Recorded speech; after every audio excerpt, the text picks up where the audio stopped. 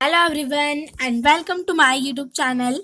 आज हम पढ़ेंगे शिक्षा निदेशालय राष्ट्रीय राजधानी क्षेत्र की दिल्ली वर्कशीट नंबर 20 पढ़ेंगे। क्लास 8 है, सब्जेक्ट हिंदी है, तिथि है 3 दिसंबर 2020। सबसे पहले आप इसे लेबल कर लेंगे, अपना नाम डालेंगे, अपनी कक्षा अध्यापिका का नाम डालेंगे और फिर वर्कशीट को स्टार्ट करेंगे। आज हम पढ़ेंगे जहाँ पहिया है।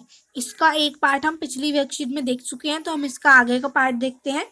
फातिमा एक माध्यमिक स्कूल में पढ़ती है और उन्हें साइकिल चलाने का ऐसा चाव लगा है कि हर शाम आधे घंटे के लिए किराए पर साइकिल लेती है। जो फातिमा है कि वो माध्यमिक स्कूल में पढ़ती है और वो क्या है, उसको साइकिल चलाने का बहुत चाव है, इसलिए वो साइकिल को क्या करती है, किराए पर लेती है। एक नई साइकिल खरीदने की उनकी हैसियत नहीं है, मतलब वो नई साइकिल खरीदने के लिए उनके पास पैसे नहीं है। फातिमा ने बताया कि साइकिल चलाने में एक खास तरह की आज़ादी उन्हें महसूस होती है। जो फातिमा है वो साइकिल चलाती है तो उसे बहुत ज़्यादा आज़ादी महसूस होती है। हमें किसी पर निर्भर नहीं रहना पड़ता, उन्हें जो है वो किसी पर निर्भर नहीं रहना पड़ता। मैं कभी इसे नहीं छोड़ूंगी, और वो कहती है कि मैं इस साइकिल को कभी भी नहीं छोड़ूंगी चलाना। जमील फातिमा यानी कि जमीला फातिमा और उनकी मित्र अवकंती इन सबकी उम्र कितनी 20 के आसपास है, और इन्होंने सामुदायिक अन्य युवतियों को साइकिल चलाना सिखा दिया है। इन्होंने क्या अपने से और समुदाय की अन्य युवतियां जो हैं उनको भी क्या करा, साइकिल चलाना सिखा दिया है। इस जिले में साइकिल की धूम मची हुई है। जो जिला है यहाँ पर साइकिल की धूम मची हुई है। इसकी प्रशंसा में महिला खेतिर मजदूर, पत्थर प्रधान, मजदूरी करने वाली औरतें और गांवों में काम करने वाली नर्सें, बालवाड़ी और आंगनवाड़ी कार्यकर्ता, बेशकीमती पत्थरों को तराशने में लगी औरतें और स्कूल की अध्यापिकाएं भी साइकिल का जमकर इस्तेमाल कर रही हैं। यानी कि क्या, जो सारी सब लोग ये जो हैं जिनका भी नाम लिया गया, स्कूल के टीचर, नर्स, सब क्या है, साइकिल का जो बहुत ज़्यादा अच्छे से इस्तेमाल कर रही हैं, जमकर इस्तेमाल कर रही हैं। ग्राम सेविकाएं और दोपहर का भोजन पहुंचाने वाली औरतें भी पीछे नहीं हटती हैं। और जो ग्राम सेविकाएं होती हैं, गांव में सेवा करती हैं और जो भोजन पहुंचाती हैं, वो भी बिल्कुल भी पीछे नहीं हटती हैं, वो भी साइकिल चलाती हैं। सबसे बड़ी संख्या उन लोगों की है जो अभी नव साक्षर हुई हैं। सबसे ज़्यादा संख्या उनकी है। जिस किसी नव साक्षर अथवा नई नई साइकिल चलाने वाली महिला से, जो भी नई नई साइकिल चलाती है महिला से मैंने बातचीत की, यानी कि जो इसके राइटर है उन्होंने बातचीत की, उसने साइकिल चलाने और व्यक्तिगत आज़ादी के बीच एक सीधा सा संबंध बताया। उन्होंने साइकिल चलाना और व्यक्तिगत आज़ादी, इन दोनों के बीच में बहुत सीधा सा उन्होंने अंतर बताया, संबंध बताया। तो देखिए, साइकिल आज़ादी की एक अगुआ का कहना है। साइकिल आज़ादी की एक अगुआ यानी कि लीडर कह सकते हैं हम, या आगे रहने वाला लीडर भी कह सकते हैं। मुख्य बात यह है कि इस आंदोलन ने महिलाओं को बहुत आत्मविश्वास प्रदान किया है। जो आंदोलन है इसने महिलाओं को क्या किया है, बहुत ज़्यादा आत्मविश्वास प्रदान किया है। महत्वपूर्ण यह है कि इसने पुरुषों पर उनकी आत्मनिर्भरता कम कर दिया। जो महिलाएं पहले पुरुषों पर निर्भर रहती थी, अब वो उनकी जो आत्मनिर्भरता है वो पुरुषों से निर्भरता क्या है, उनकी कम हो गई है। अब हम पारे देखते हैं कि कोई औरत अपनी साइकिल पर 4 किलोमीटर तक की दूरी आसानी से तय कर पानी लाने जाती है। यानी कि 4 किलोमीटर की दूरी करती है एक औरत साइकिल पे, और वो क्या है, पानी लेने जाती है। कभी कभी साथ में उसके बच्चे भी होते हैं, उनके बच्चे जो है वो भी उनके साथ होते हैं कभी कभी। यहाँ तक कि साइकिल से दूसरे स्थानों से सामान ढोने की व्यवस्था भी खुद ही की जाती है।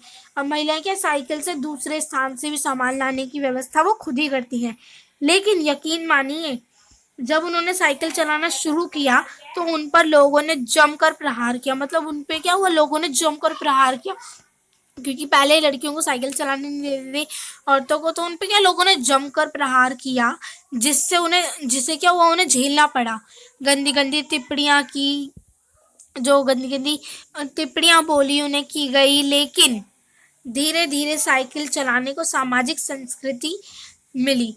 यानी कि जो साइकिल चलाना है उसको सामाजिक संस्कृति मिल गई, और उन सब ने उसको धीरे धीरे क्या किया, स्वीकार कर लिया। और इसीलिए महिलाओं ने भी इसे अपना लिया, साइकिल को महिलाओं ने भी क्या किया, अपना लिया। अब ये शब्दार्थ है, इनको भी आप अपनी कॉपी में जरूर लिखेंगे। चाव यानी कि शौक, हैसियत यानी कि औकात, इस्तेमाल यानी कि प्रयोग, अगुवा यानी कि आगे चलने वाला या फिर लीडर। तो अगर आपको यहाँ तक कोई दिक्कत हो तो आप मुझसे कमेंट बॉक्स में पूछ सकते हैं। अब हम देखते हैं क्वेश्चन आंसर्स। पुडुकोट्टई जिले में साइकिल का इस्तेमाल कौन कौन सी महिलाएं करती थी, उनका नाम लिखना है हमें। पुडुकोट्टई जिले में कौन कौन सी महिलाएं थी जो उसका इस्तेमाल करती थी। तो इसका आंसर हमें यहाँ पर दिया हुआ है। महिला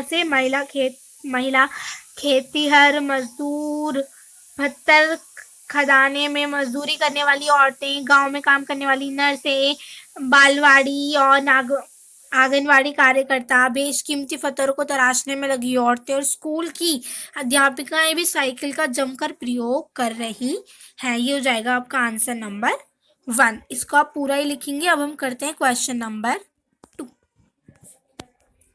तो देखिए, आपके अनुसार महिलाओं ने साइकिल चलाने और अपनी व्यक्तिगत आज़ादी के बीच जो सीधा सा संबंध बताया वो क्या होगा। तो चलिए करते हैं हम आंसर नंबर। सो गाइस, ये है हमारा आंसर नंबर 2। यहाँ पर गलती से 3 लिख गया है, यहाँ पर आंसर नंबर 2 है, ठीक है। साइकिल चलाने से पुरुषों पर उनकी आत्मनिर्भरता कम हो गई है।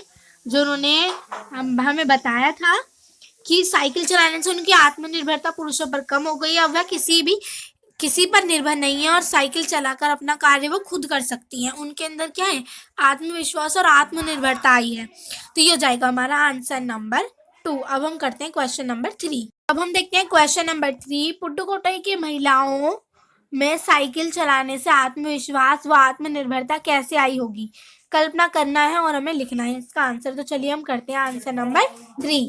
तो ये है हमारा आंसर नंबर 3। यहाँ पर गलती से 2 लिख गया है, ये हमारा आंसर नंबर 3 है। साइकिल चलाने से पुडुकोट्टई की महिलाओं को आज़ादी का अनुभव होता होगा, क्योंकि इसलिए उन्हें अनुभव होता है क्योंकि साइकिल पर सवार होकर वे अपनी घर की चारदीवारी से क्या बाहर निकल कर जाती हैं और अपनी आज़ादी का अनुभव खुद करती हैं। इससे उनके आत्मविश्वास में वृद्धि हुई है और साइकिल पर सवार इन महिलाओं के साथ कोई ना कोई रोक टोक ना होने से उनकी आज़ादी सचमुच ही बढ़ गई है। मतलब जो साइकिल पर ये सवार हो जाती है महिलाएं, तो इनके साथ कोई ना कोई रोक टोक ना होती है और उनके साथ कोई रोक टोक नहीं होने से उनकी क्या आज़ादी सचमुच बढ़ जाती है। तो ये है हमारा आंसर नंबर 3। अब हम करते हैं क्वेश्चन नंबर 4। यह है आपका क्वेश्चन नंबर 4। ग्रामीण महिलाओं के लिए साइकिल आंदोलन शुरू करने से पहले क्या क्या बाधाएं आई होंगी, लिखिए। तो जब उन्होंने साइकिल आंदोलन शुरू किया तो उनके सामने परेशानियां भी बहुत आई होंगी। तो चलिए करते हैं इसका आंसर। यह है हमारा आंसर नंबर 4। शुरू में पुरुष साइकिल चलाने वाली स्त्रियों पर फप्तियां कसते थे, मतलब चुभने वाली बातें कहते थे पुरुष स्त्रियों को जो साइकिल चलाती थी। स्त्रियों को पुरुष प्रधान समाज में अपनी साइकिल आंदोलन के अनेक मानसिक और शारीरिक कष्ट उन्हें सहने पड़े। यह कष्ट उनके लिए बाधा बनकर क्या हुए, उनके सामने आए। तो ये हमारा आंसर नंबर 4। अब हम करते हैं क्वेश्चन नंबर 5।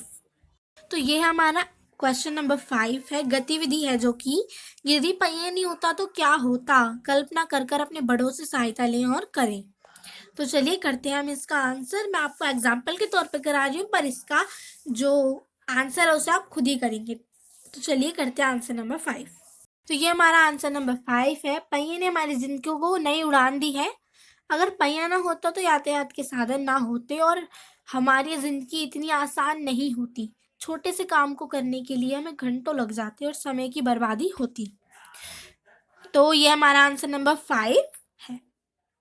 तो गाइज, आज की हमारी वीडियो यहीं पर ख़त्म होती है। अगर आपको हमारी वीडियो पसंद आई तो प्लीज़ लाइक करें एंड अपने दोस्तों के साथ शेयर करें और यस, हमारे चैनल को सब्सक्राइब करें, जिससे आपको हमारी आने वाली वीडियोस की नोटिफिकेशन मिलती रहे और आप हमारी वीडियोस को समय से पहले देख सकें, क्योंकि हमारी वीडियो एक दिन पहले ही अपलोड कर दी जाती है।